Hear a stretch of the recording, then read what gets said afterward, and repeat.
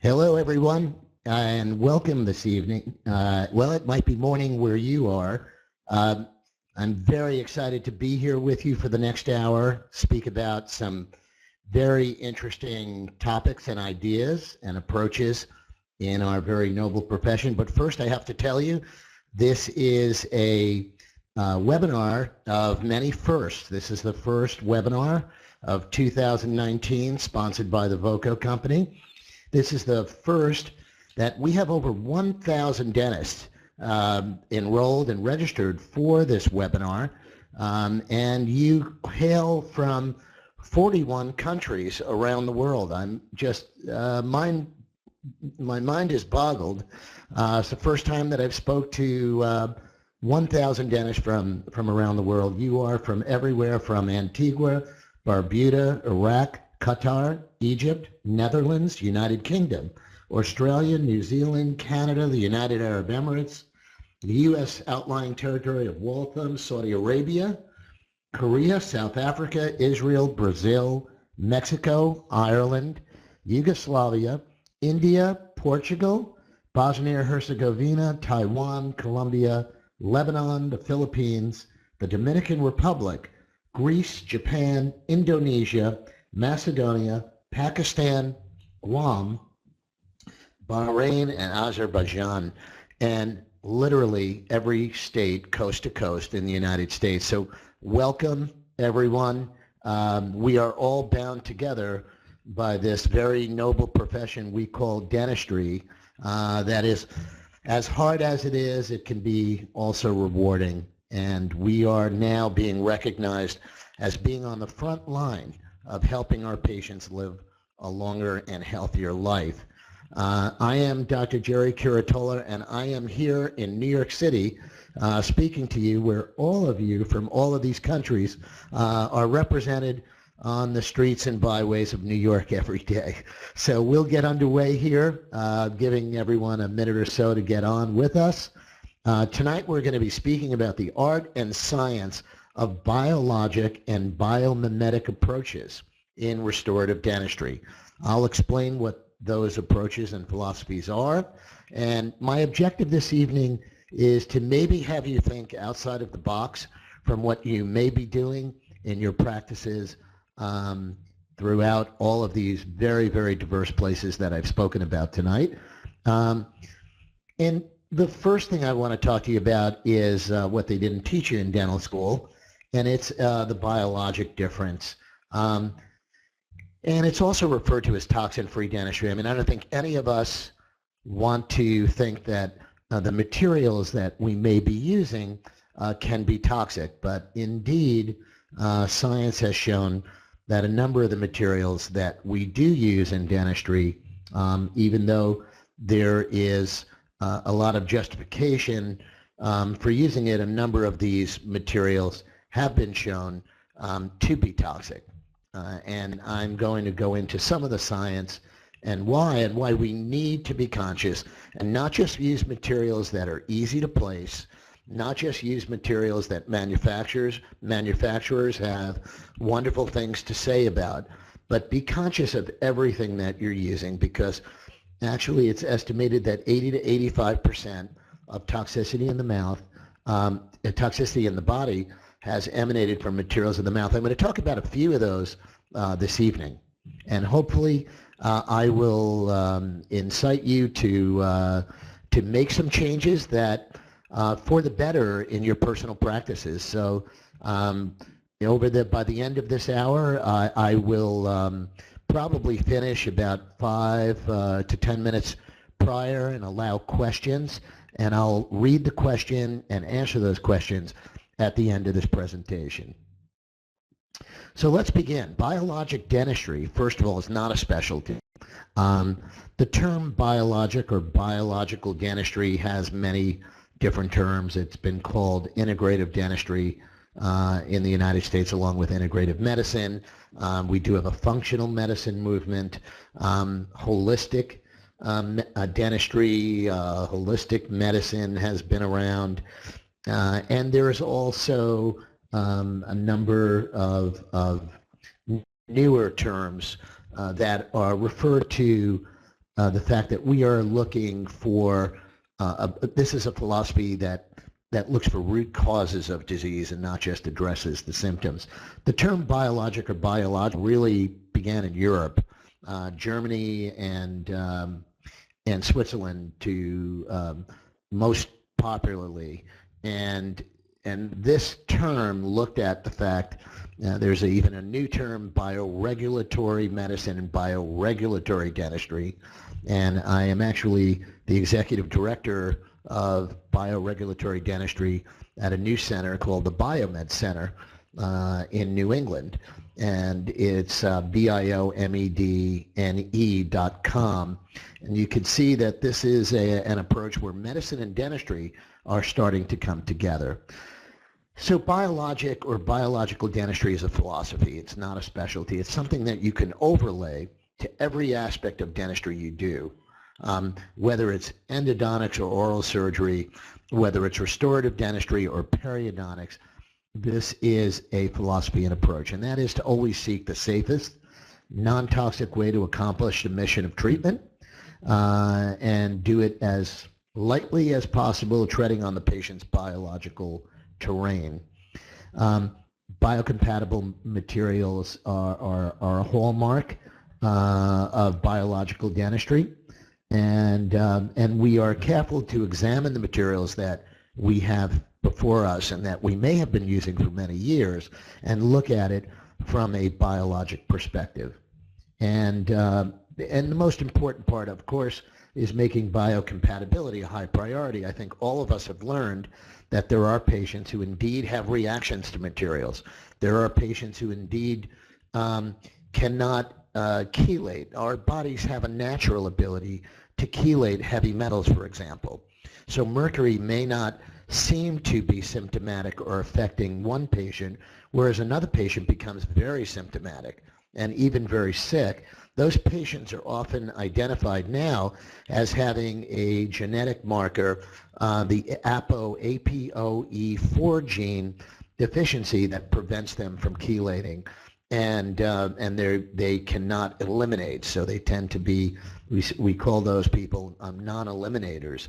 And these people often have a great burden through life with all kinds of materials they're exposed to, whether it's in their mouth, on their skin, or even what they breathe and smell.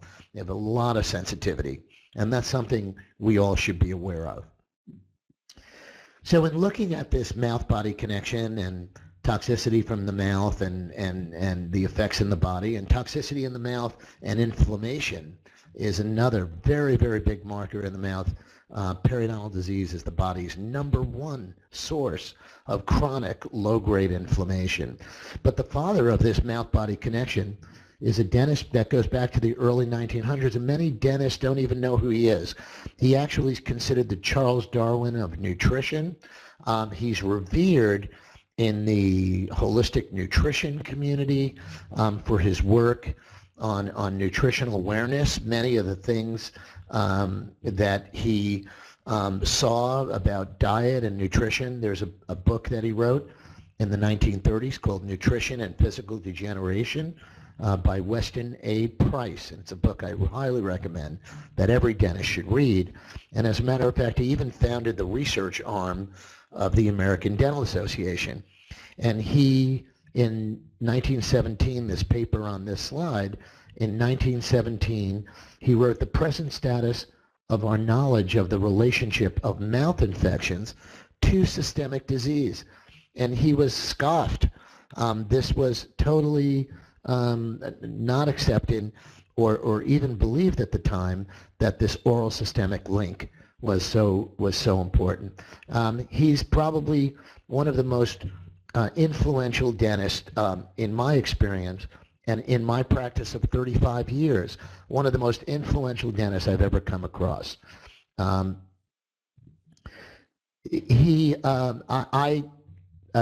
ended up writing a book. It came out last year. You can get it on Amazon. It's really written for a patient's perspective, talking about the mouth as a mirror and gateway to overall health and wellness. But really the first guy to talk about this was Weston A. Price.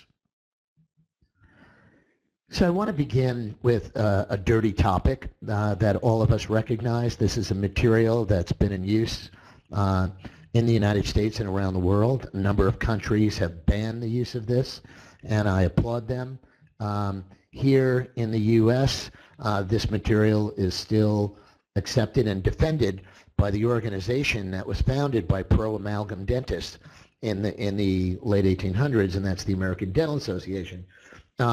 Still continues to say that this is safe. Now, we know that amalgams are 52% mercury.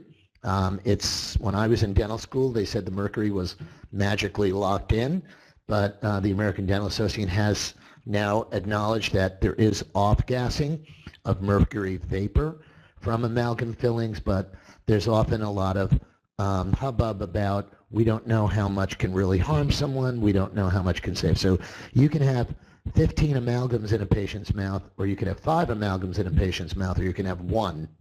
And there is still an off-gassing that could present a bioload and a toxicity to the human body.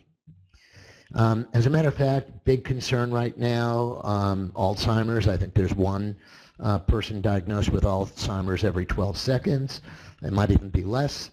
But the symptoms of mercury toxicity and the symptoms of Alzheimer's disease are astonishingly identical, literally identical.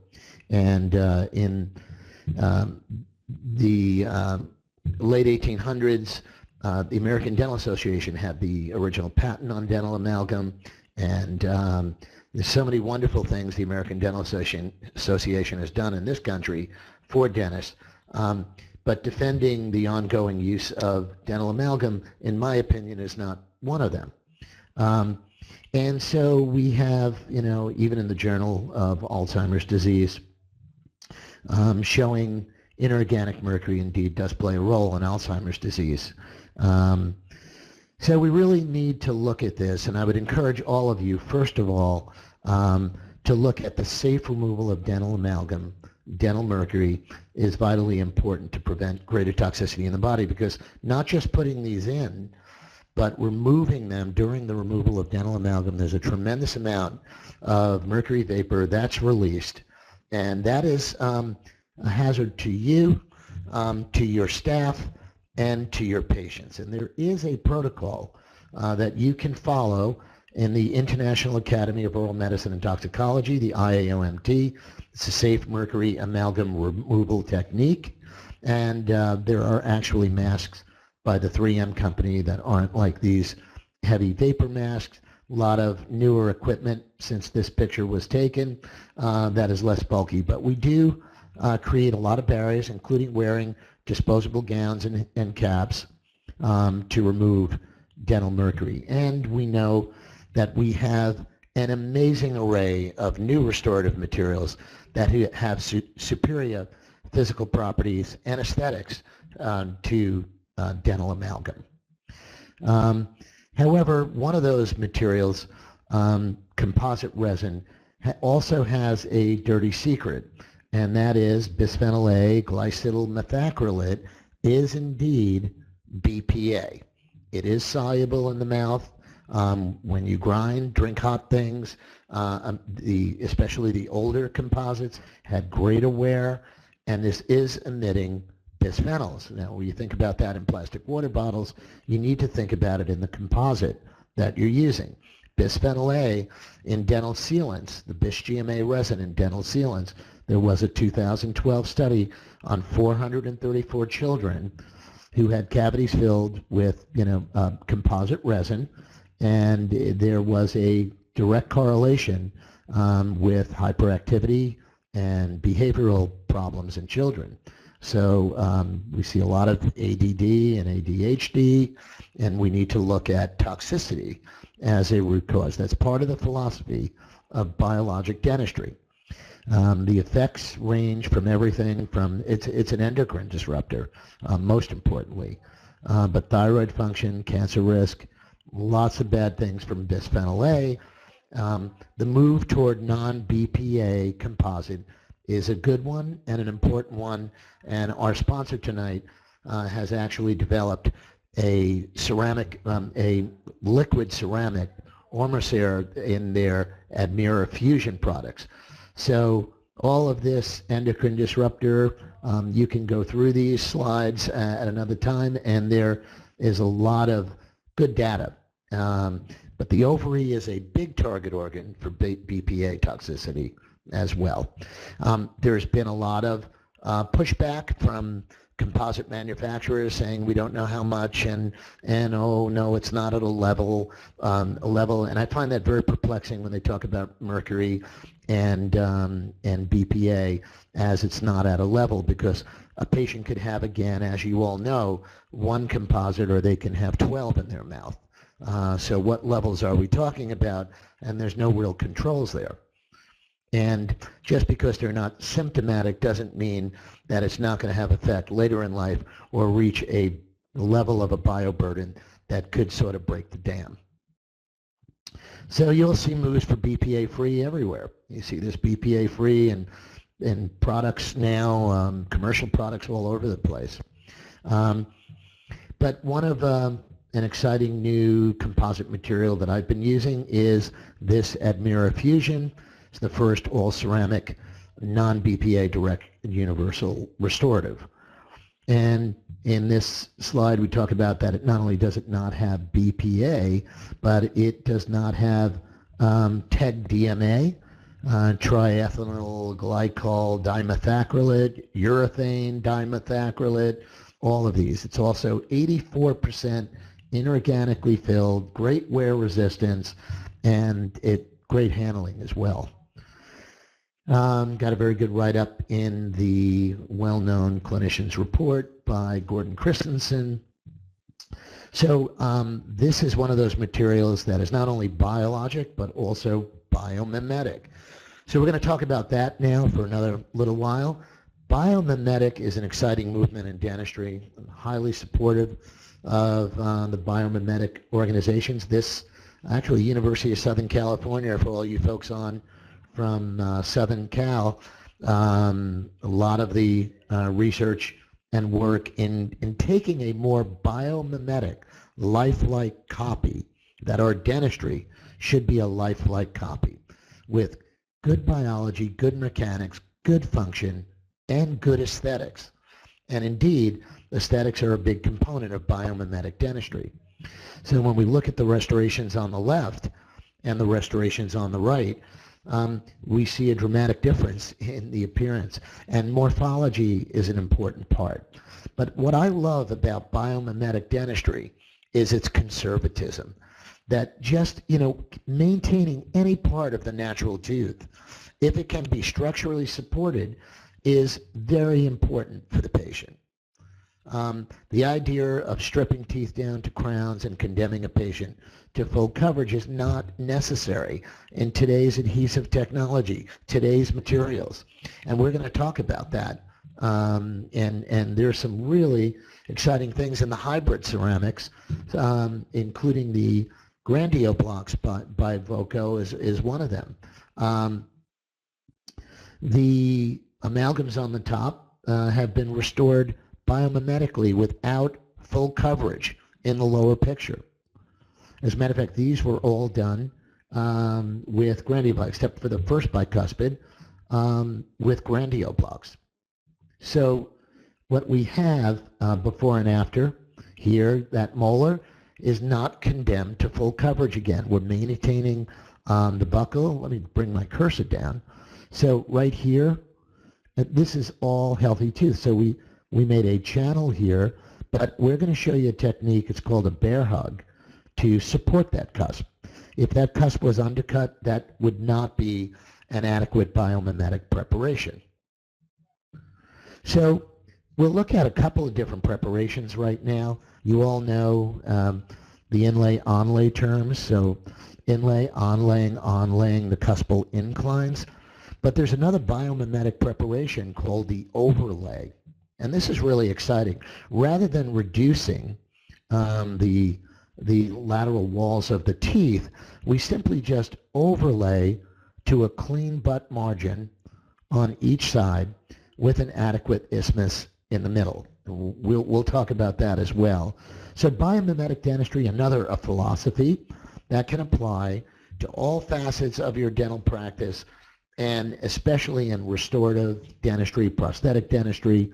It means to copy what's lifelike, and nature has provided the most successful and ideal properties to our natural teeth. So when restoring damaged, broken, and decayed teeth, we want to restore that tooth to original strength, function, and aesthetics.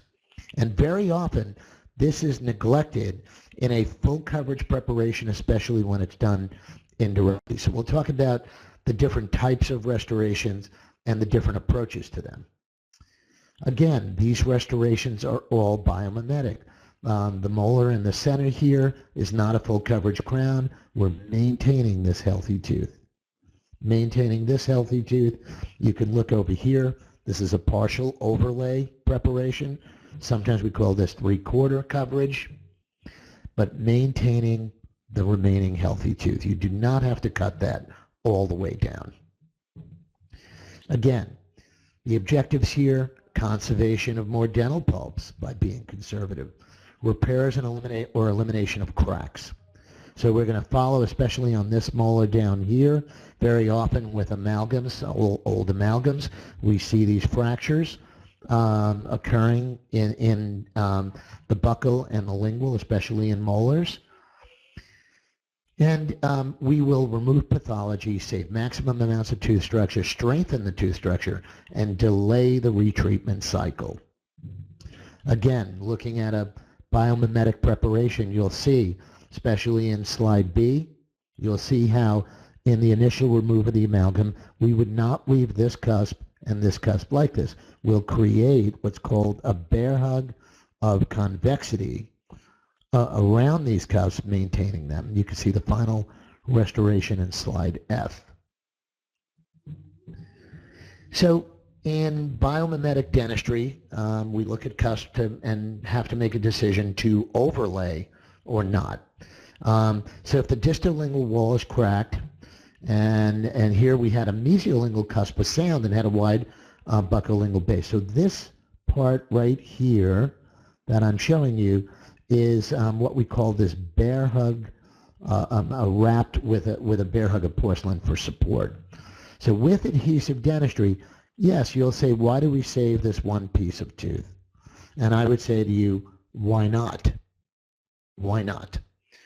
With the materials we have today, we can confidently put our heads on the pillow at night and know that we can be conservative without a failure here many years down the road. I'm going to show you one, a biomimetic restoration recently that I have a 2-year, and 2 year doesn't sound a lot, but I want to show you that it looks virtually identical to the day it went in the mouth. That's the surprising part. So seeing these 10 and 15 and even 20 years later is something that we can be confident about with the adhesive technologies and the materials that we have in restorative dentistry. So in looking at these dental restorations, you have the direct approach or semi-direct approach. Direct composite and semi-direct, we have intraoral or extraoral chairside. We have manual made by the dentist or machine made by CAD/CAM. We're going to talk about this a lot tonight. And indirectly, at the lab, you can have a technician manually do this. I still do a lot of my porcelain laminate veneers this way, but CAD/CAM technology is amazing. I'm going to show you a 3-minute slide on the Grandio blocks and all the amazing, beautiful restorations that can be created and polished beautifully with this hybrid ceramic material. So CAD/CAM dentistry, which we're going to kind of go further into right now, really does bring together what I'm speaking about tonight: biologic and biomimetic philosophies. So, and here if you walk through this CAD/CAM, these 2 CAD/CAM restorations, you can see from the removal of the amalgam to the cleaning up of the preps. And I think CAD/CAM dentistry, really, that's computer-aided design, computer-aided manufacture. CAD/CAM dentistry really allows us to be better dentists because the preparations have to be clean. You know, we have a scanning device that reads this. And we can manufacture these beautiful restorations and bond them in. This is beautiful, lifelike copy, a biologic lifelike copy. The evolution, this was my first CEREC machine. It wasn't even the Sirona Corporation in 1987. I came into CAD/CAM in 1990. I've been practicing since 1983. I have gray hair, but I still have a lot of mojo. So in 1987, the Siemens company, which eventually became Sirona, launched this machine. It was actually like a Mac computer. There was a little chamber here. It wasn't even a part. Even in 1994, still one unit. Then in 2000, there was a milling chamber and a separate scanner monitor design unit here. 2009 became an even more advanced. Now full coverage crowns became easier. 2000 to 2009. 2012, they came out with their blue cam technology. They were the leaders. We now have, as all of you know, a variety of 3D printers arriving on the scene, and hip hip hooray for that, because we'll be able to do a lot more for a lot less. This technology was not inexpensive when it first came out. It's not inexpensive now, but costs are coming down, just like mobile phones did, as competition becomes available. But CEREC has still been, the Siemens CEREC system is still an industry leader in this technology. Again, scanning device, milling chamber, design, and scanning unit. This is what it looks like in its design phase on the design screen. All these on the right here, of course, are your tools for modifying these restorations and really designing some awesome digitally designed dentistry. Milling chamber, sticking a solid block in. We have all kinds of blocks. There are ceramic blocks, which were mostly what the original blocks were. The ceramic blocks even became multi-shaded to mimic the dentin and inner DEJ area, and even the incisal areas with these different shading in these multi-layer. They were called the multi-layer blocks. Ivoclar was a leader with this. We have these resin-based blocks down here. I was using these for quite a while, the GC Ceresmart, and before I moved to Grandio blocks, which I think had superior strength and wear resistance. They've done a really good job. This is a very smart company, Voco, and I'm happy to be presenting on their behalf to you because they make some pretty good materials and that are very intelligently thought through. And so in looking at all of these blocks, we look at bioceramics for aesthetics, biocompatibility, and chemical durability.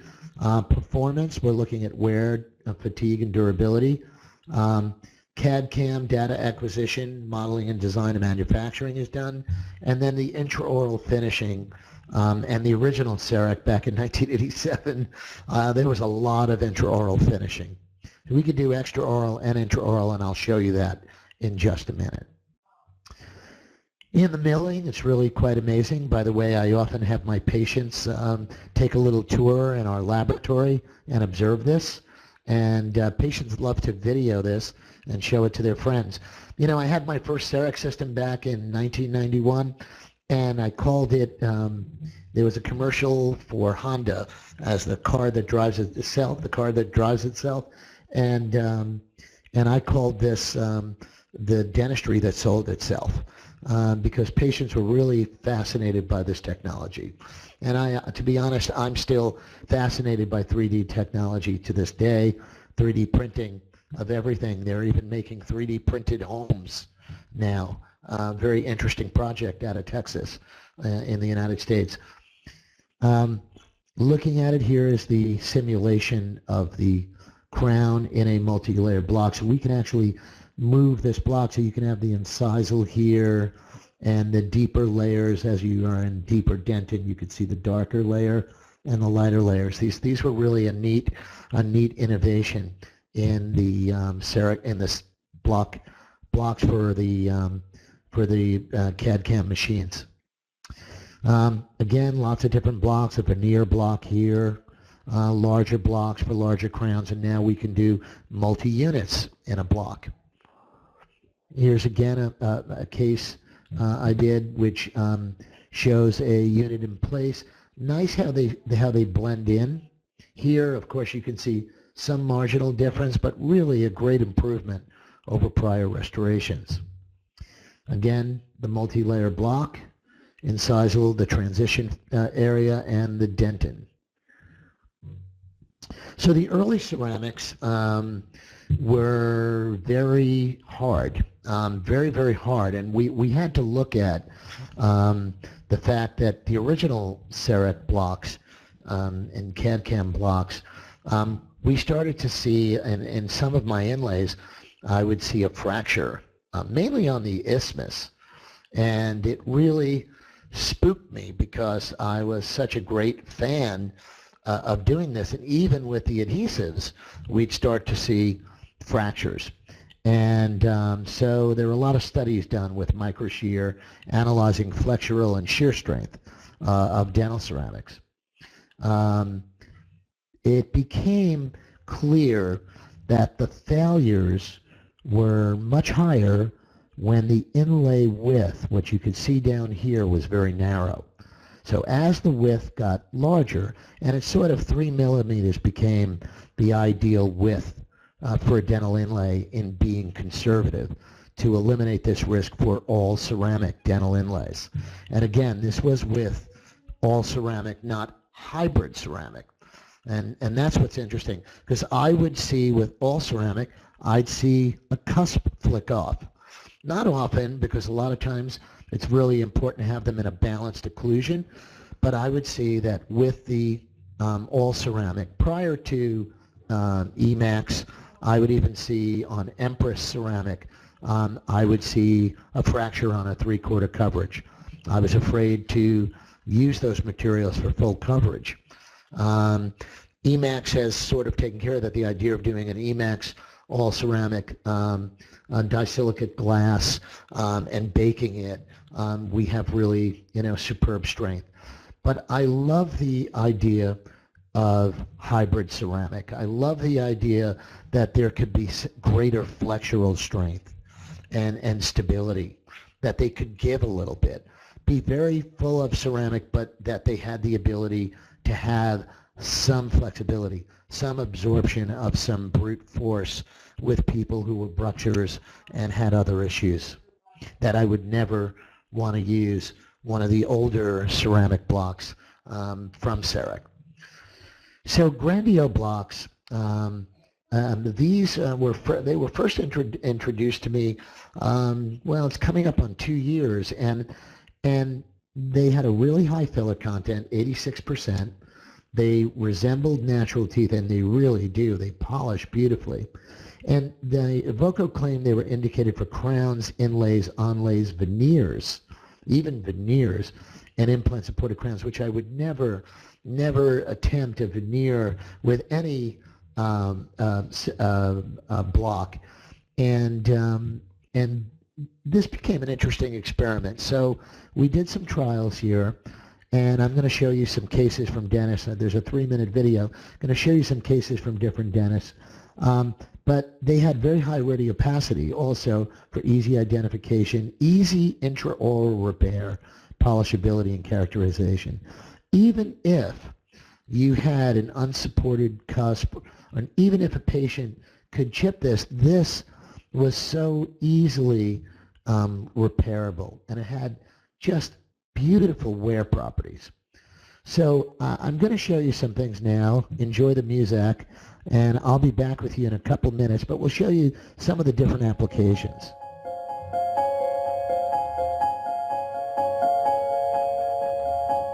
And these were done by a number of different dentists from around the world. Some really talented cosmetic dentists from Brazil too.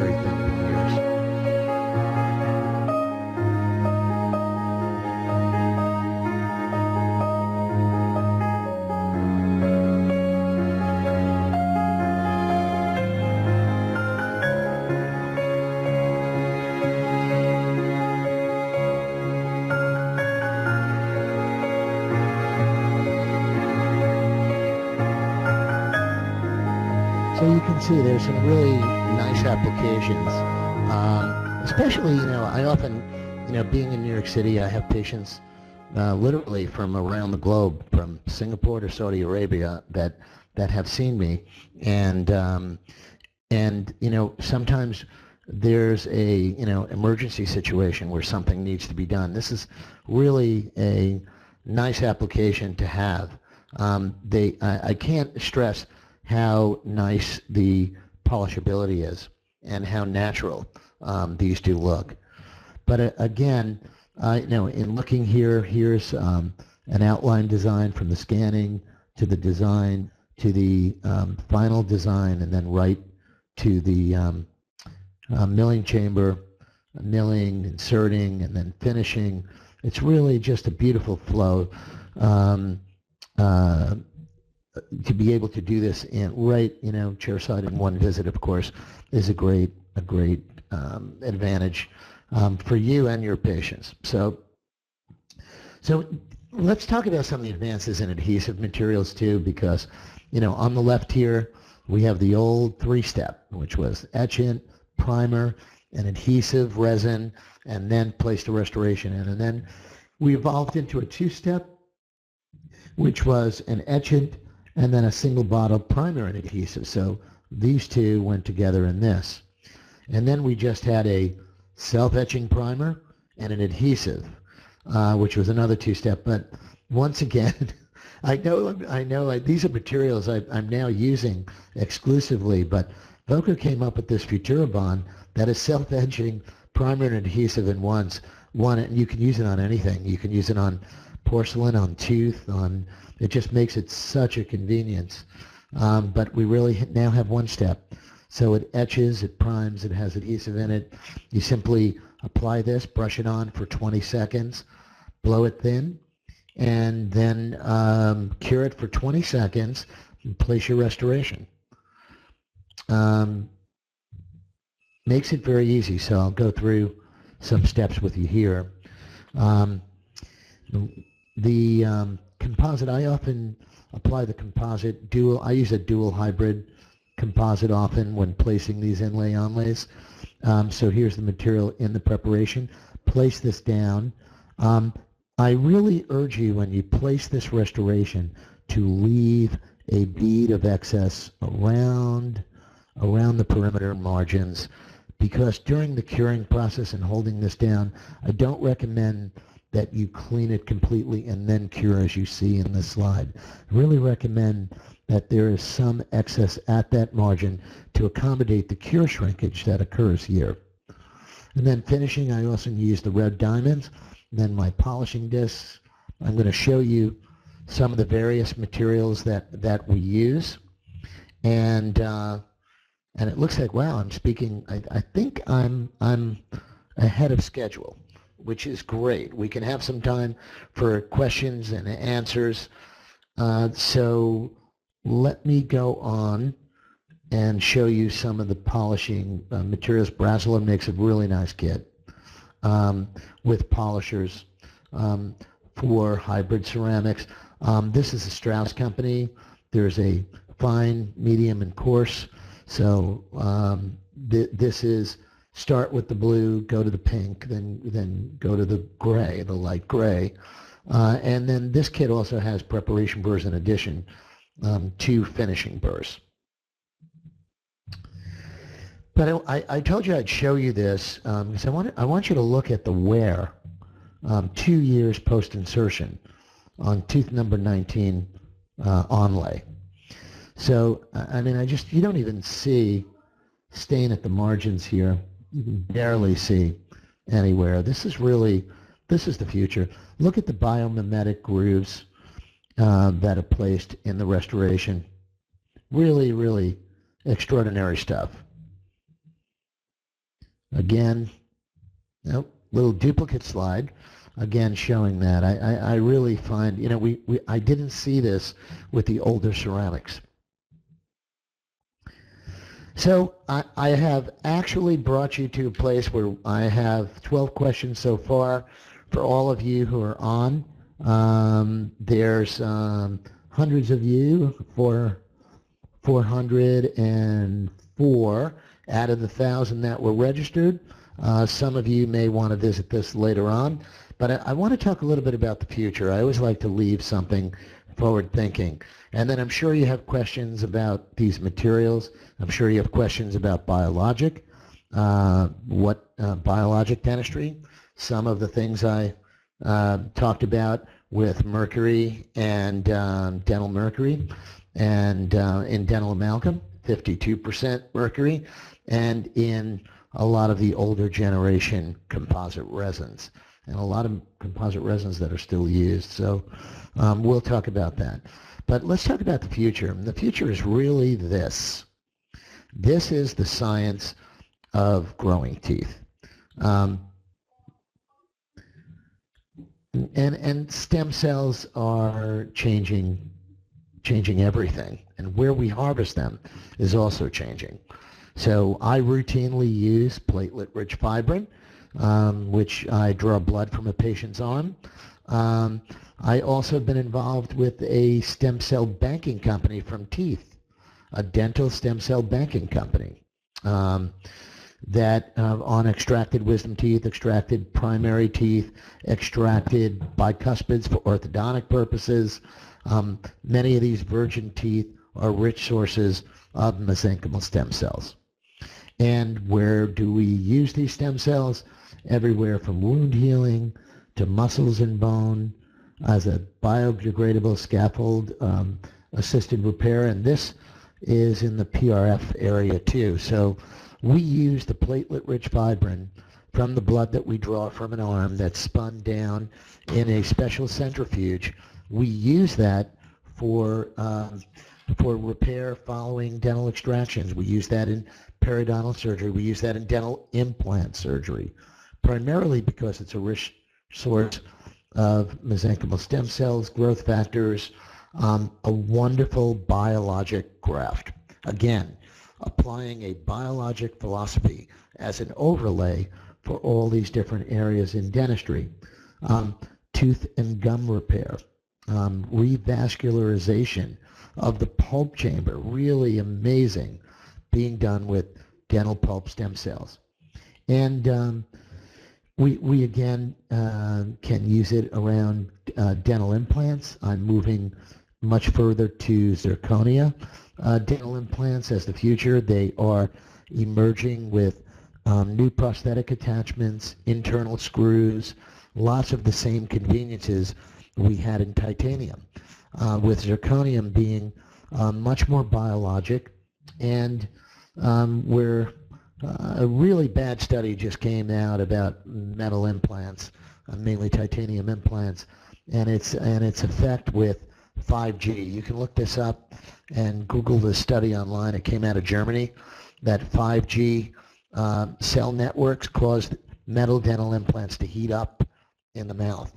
So we're really looking at, there are a lot of biologic doctors that believe that metal implants block energetic meridians and other things like that.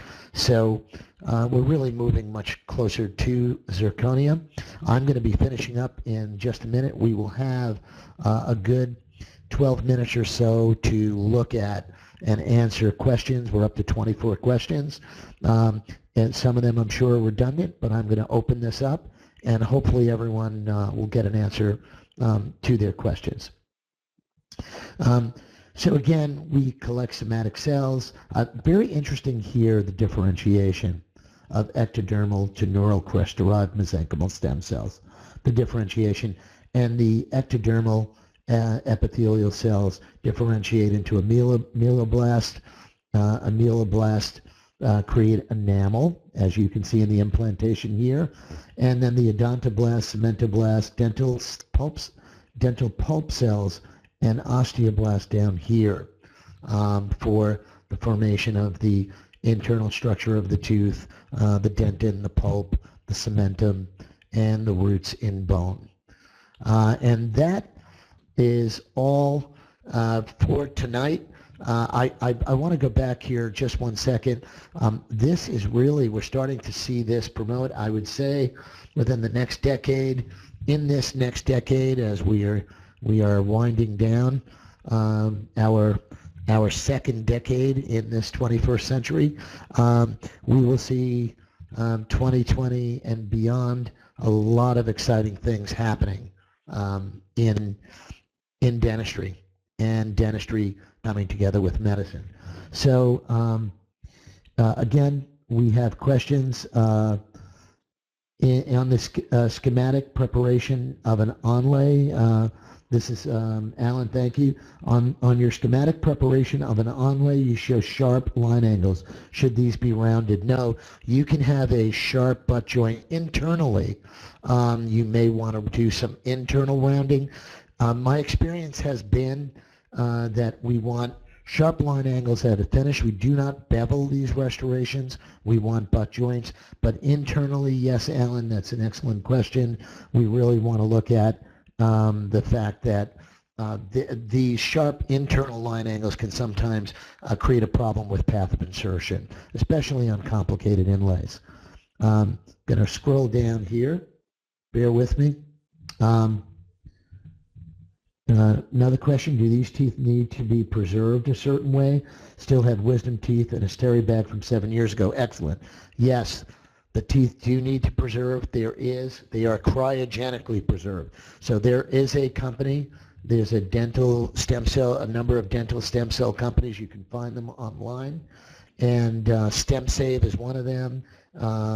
And these teeth get sent away. They need to be preserved very carefully. Your wisdom teeth in a steri bag from 7 years ago will not be worthwhile. Those stem cells, I'm sorry to say, are no longer viable. Stem cells can be used on the same patient. They can also be used, and you can be a stem cell donor to another patient. So we have Serge from Canada. I'm just going to do, with grandio blocks, what do you use to characterize for a better natural look? Excellent question, Serge. There are a number of kits for characterizing these. There are stain kits available to characterize these blocks, so you can make the grooves, and that's the great thing about grandio blocks. They're easily characterized with different stain kits for the grooves. You can even, some of the similar prior stain kits we used to use for Emax in the baking process from an Emax block, we can characterize those and actually apply those prior to firing those and curing those. So really good questions. I'm going to try and get a number about these. What about fractures in the teeth with overlays, onlays? Again, what we do is we try to go down this and eliminate these fractures.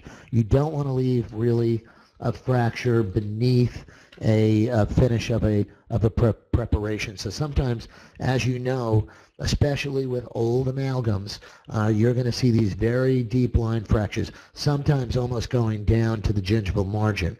And sometimes I will have a long, lingual box, but I'll preserve as much of the healthy tooth as possible. I know this seems to be going in back because I'm scrolling down. It's going to earlier parts of the preparation. Is the preparation similar to a composite inlay, onlay preps? Yes, except for preserving remaining cusps in a biomimetic approach. There are modifications to that preparation. I encourage you to go online. There's a lot of YouTube videos on biomimetic preparations, especially this bear hug preparation for remaining cusps, which are a little different than onlays, but similarities no less, absolute similarities. In that, can you bill insurance for biologic dentistry? The answer to that is I charge the patient a safe amalgam removal fee, a safe mercury amalgam removal technique, because we add additional products. The insurance companies will not pay for it. In my office in New York, it's about $100 to add all this protective gear. Patients, when they understand the importance of safe removal, they willingly comply with that fee, whether insurance pays for it or not. But that's a very good question. Thank you very much for that.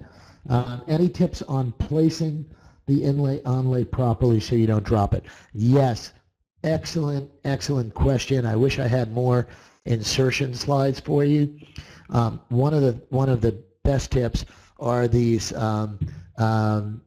pick and stick. So they're on a pick and stick. This company has been around a while. They have these tiny applicators you apply to the occlusal surface, and you can hold that inlay, turn it. It has a good grip. It's when you remove that stick. Some people do it after curing. I like to do it before curing, so I use an Explorer to hold the inlay in, and I gently pry that pick and stick away from the inlay or onlay preparation or even veneer. So that's a great tool so that you have an easy ability. You can even bend the tip so you have an angle to place a maxillary inlay or onlay. Really a very effective way to have control so you don't drop it. So very good question. Can you use Admira Fusion on any class restoration? The answer to that is yes. Admira Fusion comes in a packable, it comes in a flowable, and the flowable is just really a pleasure to use. The flowable Admira Fusion, you can use going to go back to a couple of slides and show you. I'll go back to an insertion slide. The flowable can be used in a sealant. Really nice application. Thixotropic flow. Another question: when you decide what kind of blocks you are going to use, or when do you decide what kind of blocks you're going to use? I mean, zirconia versus Emax or Grandio. This is another really terrific question. I have to tell you that a lot of my full coverage restorations, I did show you a slide of some really talented dentists from Brazil and Indonesia and all over that were using Grandio blocks for full coverage crowns. I'm a big fan of Emax, and I do. Zirconia has come into its own. One caution about zirconia: wonderful material, probably the hardest material we have for ceramic. Make sure in its sintering process that it is properly handled and properly managed in the sintering process. I see a lot of zirconia coming out of laboratories, improperly handled and managed, improperly sintered, way too opaque. So cautions about zirconia. Emax, great material. Again, it's a longer, more involved process, but great physical properties on disilicate glass. Again, the nice thing about Grandio, I use Grandio almost exclusively for most of my inlays, onlays, 3/4 coverage, really nice. I have to say that hybrid ceramic has this flexural strength that is nice. It's really kind to the opposing tooth structure. So that's one of the big advantages of using these hybrid ceramic materials is this polishability, repair, and again, kind to the opposing dentition. Let's go down. We're going to answer a few more questions. We're up to 28 here. How easy is the replacement? Is this, I'm assuming, repair. How easy is the repair? The repair is very easy. I use Futura Bond. I roughen the surface of a restoration. I roughen it a little bit.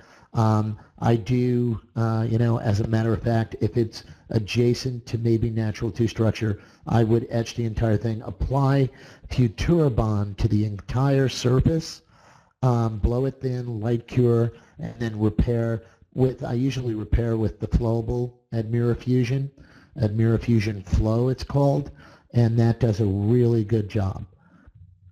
I'm going to go to a few more questions. Aiming down here.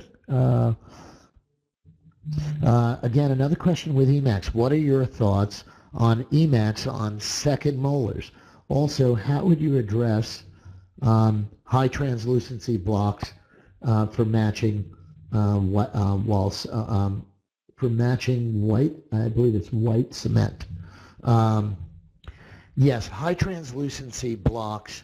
There's two types of Emax blocks. I know this doctor is very familiar with this. You have high translucency and low translucency. Low translucency is just that. It's a more opaque block. High translucency allows more of, and it's better for blending with the natural tooth, in my opinion. So Emax on second molars, my answer to that is depends, and that is I look at the entire occlusal function of the patient. I see Emax in second molars on a patient who is a bretcher. We might want to go to zirconia there, but I have had a really wonderful time using Emax in a lot of applications. I'm still a fan. I would say Emax versus zirconia. I'm still more an Emax fan. We have a question. I don't think it's a question or a comment. Experience with CEREC restorations is that margins are so uneven that it looks like flashing. Any suggestions about clearing those? This is one of my favorite questions tonight. Deborah, thank you for this. This is really a function of design. And believe it or not, flashing is okay. It can be trimmed away. I wouldn't really get wigged about it. You can remove that interproximally. Sometimes I even just use a really fine fluted or very fine diamond finishing burr to do this. But really not a problem. But again, this is in the design. So I recommend that when you design your restoration in the CAD/CAM design phase, whether you're using CEREC or other things, look carefully from many different angles. Rotate the restoration. That should help you. Well, everyone, we're just about done. Have a wonderful 2019, and I'll come back to you again.